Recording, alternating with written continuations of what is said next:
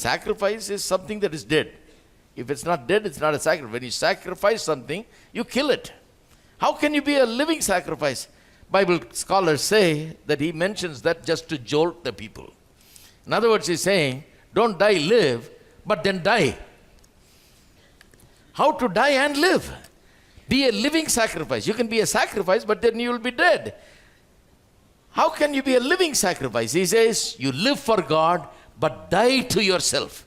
Every day there must be a rhythm of death to self and living for God. Death to self, living for God. Death to your desires and your wishes and your will and your purposes. And every day there must be a taking up of God's desires, God's wishes, and God's will. That is a living sacrifice.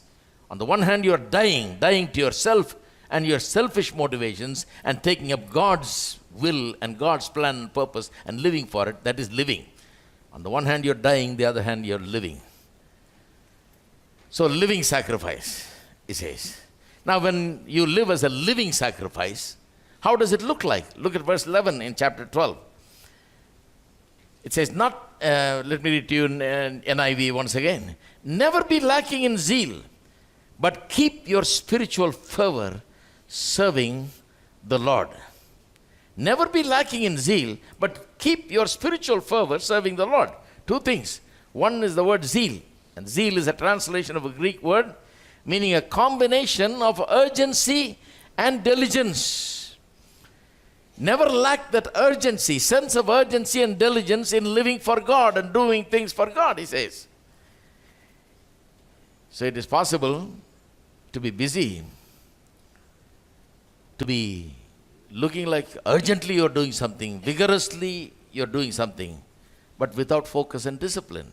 And it is also possible to be working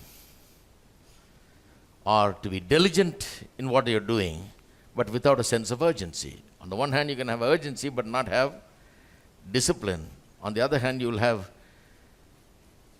diligence but not urgency. But God's command here is that you are to be both urgent and disciplined, urgent and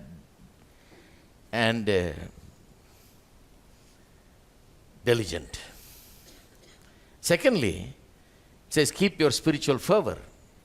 In the Greek, it literally means, it seems, as to your spirit boiling. That's how it must be translated. Keep your spiritual fervor literally means as to your spirit boiling. That means keep yourself, your emotion, your discipline, your sense of urgency in a boiling state, always hot. Not becoming cold, not becoming lackadaisical, not becoming lazy, so to speak. Not letting off the steam. Not just going down in your vigor and enthusiasm. Keep it at boiling point, he says. We are asked to live with a passion for God. Be a living sacrifice, but live with passion. Put down your will, take up God's will, but do it with passion.